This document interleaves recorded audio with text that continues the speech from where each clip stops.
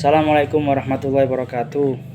Perkenalkan, nama saya Muhammad Zaki Ubaidillah Ma'ruf dari kelas ATA, dosen pengampu Ustadz Miski. Saya akan menjelaskan sedikit tentang definisi syarah hadis tahlili, ijmali, dan maudhu'i. Menyebutkan berbagai kitab syarah hadis yang sesuai dengan metode masing-masing.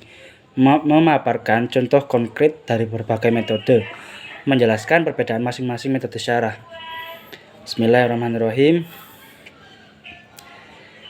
Yang pertama, metode syarah tahlili adalah tahlil berasal dari bahasa Arab halala yuhallilu, tahlil, yang berarti menguraikan atau menganalisis.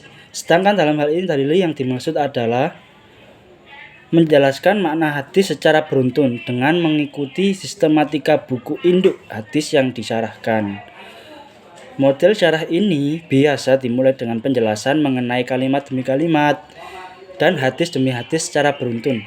Uraian ini menyangkut beberapa aspek yang terkandung dalam hadis seperti kosakata, konotasi kalimat, asbabul al-wurud, kaitannya dengan hadis lain, dan pendapat-pendapat yang beredar sekitar pemahaman hadis tersebut, baik yang berasal dari para sahabat, para tabi'in, maupun para ulama hadis.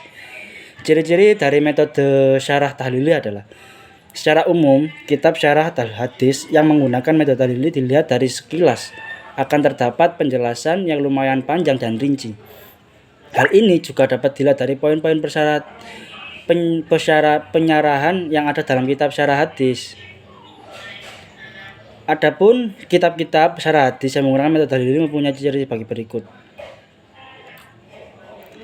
Pensyarahan yang dilakukan dengan pola penjelasan makna yang terkandung di dalam hadis secara komprehensif dan menyeluruh. 2. Dalam pensyarahannya, hadis dijelaskan kata demi kata, kalimat demi kalimat secara beruntun, serta tidak terlewat juga asbabul al-wurud hadis tersebut jika hadis tersebut memilikinya.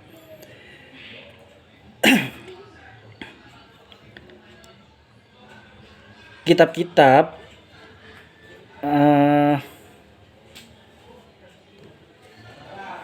di antara kitab-kitab hadis yang menggunakan metode syarah tahlili adalah kitab Fathul Bari oleh Ibnu Hajar al-Asqalani, kitab Irsyad al-Syar'i syarah Sahih al-Bukhari oleh Abbas Syihab ad-Din Ahmad bin Muhammad al-Qastalani. 2. Al-Kawakib ad-Darir fi syarah Sahih al-Bukhari oleh Syams ad-Din Muhammad bin Yusuf bin Ali al-Kirmani. Contoh dari metode syarah metode syarah tahlili adalah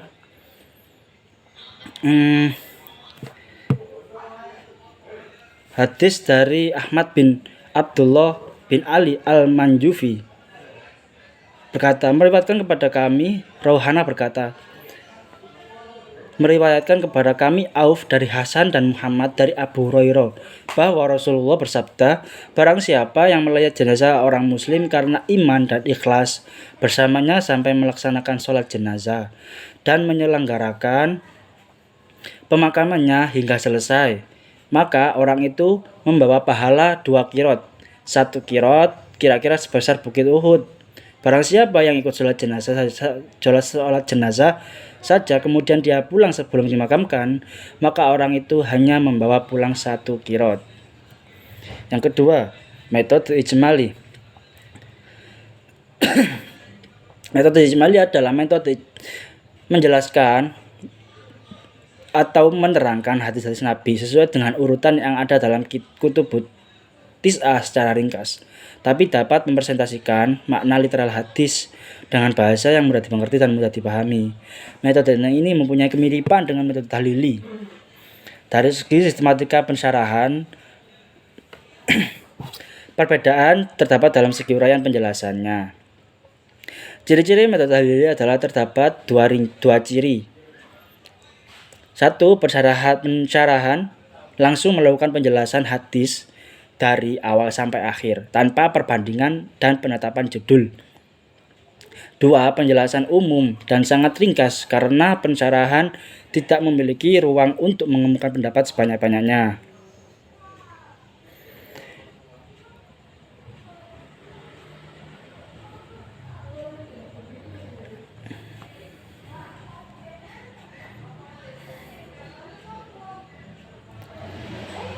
Kitab-kitab syarah yang mengikuti metode ini antara lain adalah Syarah Al-Suyuti li Sunan Al-Nasai karya Jalaluddin As-Suyuti, Qut Al-Mughtazi ala Jami' Al-Turmuzi karya Jalaluddin Al-Suyuti, A'un Al-Ma'bud Syarah Sunan Abi Dawud karya Muhammad bin Ashraf bin Ali Haidar Al-Siddiqi Al-Azim Abadi. Contoh dari metode ijmali, syarah ijmali adalah dari Ibnu Umar dari Rasulullah bahwa beliau bersabda, barang siapa menimbun bahan pangan selama 40 malam, maka dia telah mengajuhkan Allah Ta'ala dan Allah benar-benar telah mengajuhkannya. Yang ketiga, metode maudhu'i. Metode maudhu'i adalah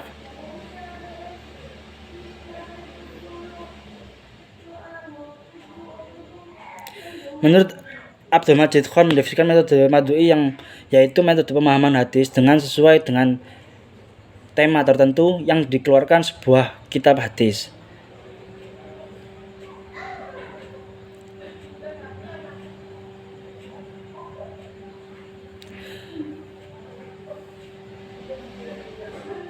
Atau merupakan metode maudhu'i adalah merupakan metode pemahaman hadis yang memiliki tema atau topik yang sama.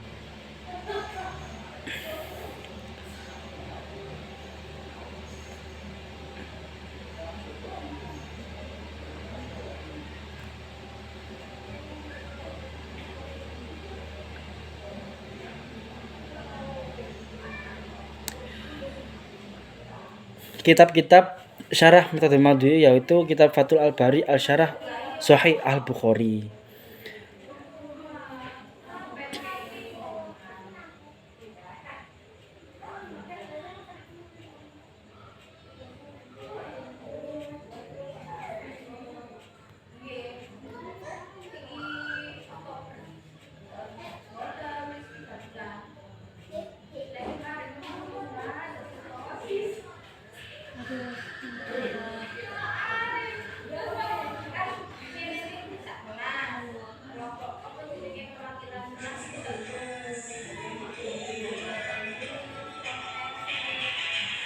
Contoh hadis metode maudhu'i atau tematik.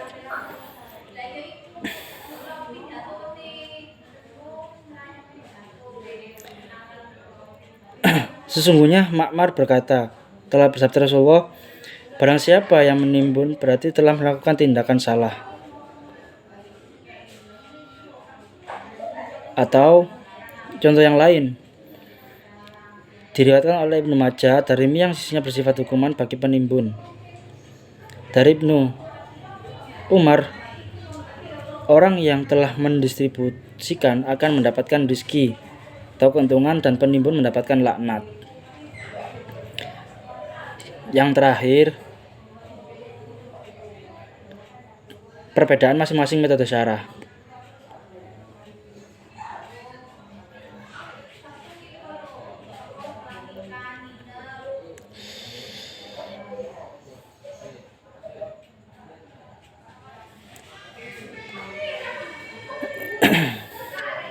Atau perbedaan kelebihan dan kekurangannya. Kelebihan metode tahlili yaitu satu, ruang lingkup pembahasan yang sangat luas. Metode ini mempunyai ruang lingkup yang sangat luas karena dapat mencakup berbagai aspek, kata, frasa, kalimat, asbab, al-wurud, munasabah, dan lain sebagainya. Dua, memuat berbagai ide, gagasan. Metode tahlili memberikan kesempatan yang sangat longgar kepada pensyarah untuk mencurahkan sebanyak mungkin ide-ide dan gagasannya. Sedangkan kekurangannya dari metode tahlili adalah menjadikan petunjuk hadis parsial atau terpecah-pecah karena dengan menggunakan metode tahlili. Terkadang pensyarah menjelaskan kandungan hadis tidak secara utuh dan juga tidak konsisten karena perbedaan perhatian terhadap hadis yang redaksinya sama atau mirip. Kekurangan metode ijmali adalah kelebihan dan kekurangan metode ijmali adalah ringkas dan padat. Maksudnya mensyarahi hadis dengan metode ijmali memang sangat praktis dan tidak bertele-tele sehingga mempermudah membaca untuk memahami hadis yang disyarahi. 2. Bahasanya mudah dipahami, maksudnya kosakata yang biasa digunakan dalam metode ini mudah dipahami oleh pembaca pada umumnya.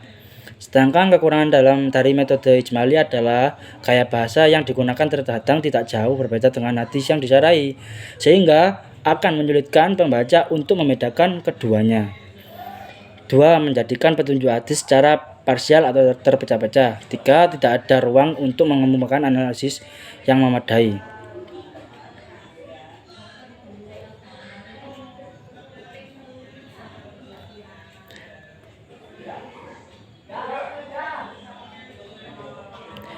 Kelebihan dan kekurangan metode Maudhu'i dapat diandalkan untuk memecahkan permasalahan yang terdapat dalam masyarakat, karena metode ini memberikan kesempatan kepada seseorang untuk berusaha memberikan jawaban bagi permasalahan tersebut yang diambil dari petunjuk-petunjuk Al-Quran dan hadis.